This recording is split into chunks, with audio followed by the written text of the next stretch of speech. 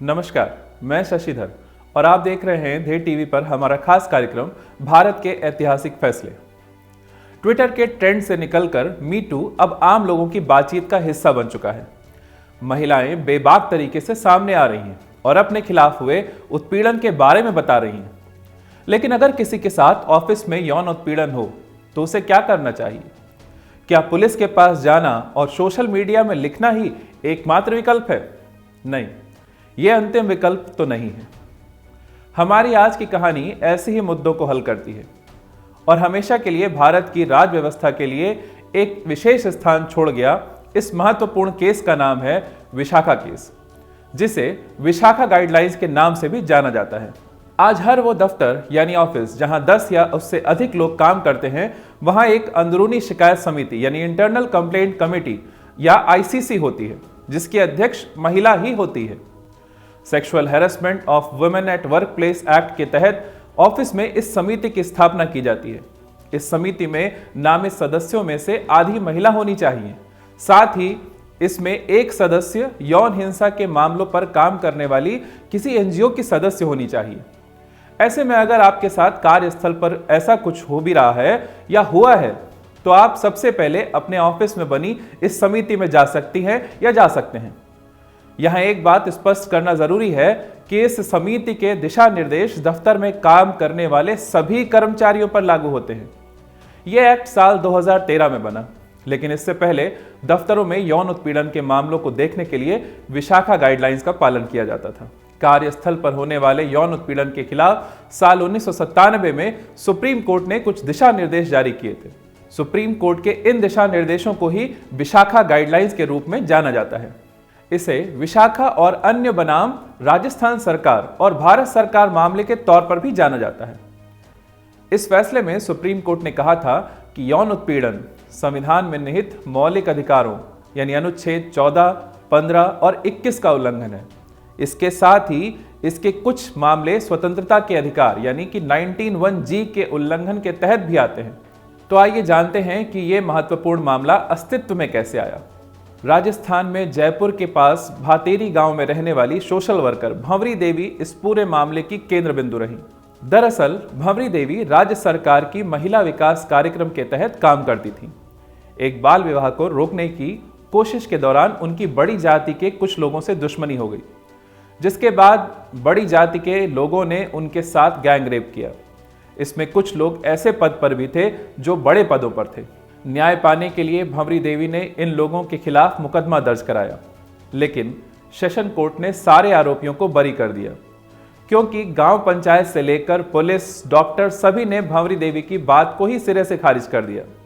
भंवरी देवी के खिलाफ हुए इस अन्याय ने बहुत से महिला समूहों और गैर सरकारी संस्थाओं को आगे आने के लिए विवश कर दिया। कुछ गैर सरकारी संस्थाओं ने मिलकर साल 1997 में विशाखा नाम से सुप्रीम कोर्ट में एक याचिका दायर की, जिसे विशाखा और अन्य बनाम राजस्थान सरकार और बाद में भारत सरकार के नाम से भी जाना जाने लगा। इस याचिका में भंवरी देवी के लिए न्याय और कार्यस्थल पर महिलाओं के साथ होने वाले यौन उत्पीड़न के खिलाफ कार्यवाही की मांग की गई थी। उस वक्त सुप्रीम कोर्ट ने दिशा निर्देश जारी करते हुए यौन उत्पीड़न को कुछ इस तरह से परिभाषित किया कि इसके तहत किसी भी तरह के गलत इशारे करना, गलत व्यवहार या टिप्पणी करना, या शारीरिक संबंध बनाने या करने के लिए कहना इत्यादि आता है। 1997 से पहले महिलाएं कार्यस्थल पर होने वाले यौन उत्पीड़न की शिकायत आईपीसी की धारा 354 यानी महिलाओं के साथ होने वाली छेड़छाड़ या उत्पीड़न के मामले और धारा 509 यानी किसी औरत के सम्मान को चोट पहुंचाने वाली बात या हरकत के तहत दर्ज करवाती थीं। सुप्रीम कोर्ट ने विशाखा गाइडलाइंस के तहत कार्यस्थल के मालिक के लिए यह जिम्मेदारी सुनिश्चित की कि किसी भी महिला को कार्यस्थल पर बंधक जैसा महसूस ना हो, उसे कोई धमकाए नहीं। साल 1997 से लेकर 2013 तक दफ्तरों में विशाखा गाइडलाइंस के आधार पर ही इन मामलों को देखा जाता रहा। लेकिन 2013 में sexual harassment of women at work place act आया, जिसमें विशाखा गाइडलाइंस के अनुरूप ही कार्यस्थल में महिलाओं के अधिकार को सुनिश्चित करने की बात कही गई। इसके साथ ही इसमें समानता युक्त यौन उत्पीड़न से मुक्त कार्यस्थल बनाने का प्रावधान भी शामिल किया गया। इस एक्ट के तहत किसी भी महिला को कार्यस्थल पर यौन उत्पीड़न के खिलाफ सिविल और क्रिमिनल दोनों ही तरह की कार्यवाही का सहारा लेने का अधिकार प्राप्त है। तो आइए एक बार संक्षेप में जानते हैं विशाखा गाइडलाइंस की मुख्य बातें। इसके अंतर्गत किसी महिला को गलत तरीके से छूना या छूने की कोशिश करना, गलत तरीके से देखना या घूरना, यौन संबंध बनाने के लिए कहना, अश्लील टिप्पणी करना, यौन इशारे करना, अश्लील चुटकुले या सुनाना या भेजना, पॉर्न फिल्में दिखाना, ये सभी यौन उत्पीड़न के दायरे में आता है। 10 या उससे ज्यादा कर्मचारियों वाले हर संस्थान को इंटरनल कंप्लेंट्स कमेटी यानी आईसीसी बनाना भी अनिवार्य है। इस कमेटी के अध्यक्ष महिला ही होंगी और कमेटी की आधी से ज्यादा सदस्य भी महिलाएं ही होंगी। इसके अलावा यौन शोषण के मुद्दे पर काम कर रहे एनजीओ की एक महिला प्रतिनिधि को भी कमेटी में शामिल करना जरूरी है। संस्थान में काम करने वाली कोई भी महिला अपने साथ हुए यौन उत्पीड़न की शिकायत आईसीसी से कर सकती है, जिसकी जांच कमेटी जांच करेगी और 90 दिन के भीतर अपनी रिपोर्ट प्रस्तुत करेगी। इसके अलावा संस्थान ना तो शिकायतकर्ता महिला पर दबाव बनाएगा और ना ही कमेटी के किसी सदस्य को दबाव में लेने की कोशिश करेगा। कमेटी अपनी जांच में अगर किसी को आरोपी पाती है तो उसके खिलाफ आईपीसी की धाराओं के तहत कार्यवाही की जाएगी। सभी संस्थानों की आईसीसी को हर साल एक बार अपने पास आई शिकायतों का लेखा जोखा और कार्यवाही की डिटेल्स को एक रिपोर्ट के रूप में सरकार के पास भेजना होता है। अगर महिला कमेटी के फैसले से संतुष्ट नहीं है तो वह पुलिस में कंप्लेन भी कर सकती है। इसके लिए महिला आईपीसी की धारा 354A के तहत मुकदमा दर्ज करा सकती है। ऐसे मामलों के साबित होने पर आरोपी को 3 साल की सजा और जुर्माना हो सकता है। यहीं पर यह भी जानना जरूरी होगा कि यौन अपराध के लिए क्या सजा है। इसके लिए महिला आईपीसी की धारा 354A के तहत केस दर्ज कराया जा सकता है, लेकिन इन मामलों में आरोपी को 1 साल की सजा और जुर्माना होगा।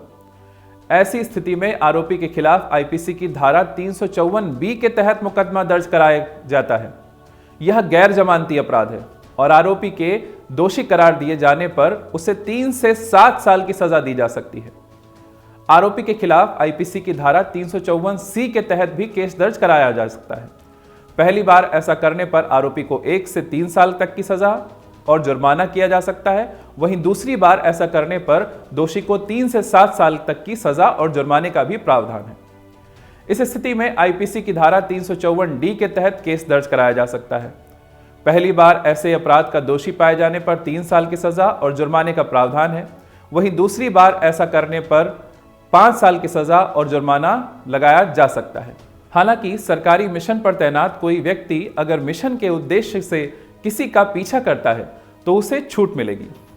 इस स्थिति में आरोपी के खिलाफ संबंधित यौन उत्पीड़नों की धाराओं के साथ साथ आईटी एक्ट के तहत भी केस दर्ज कराया जा सकता है।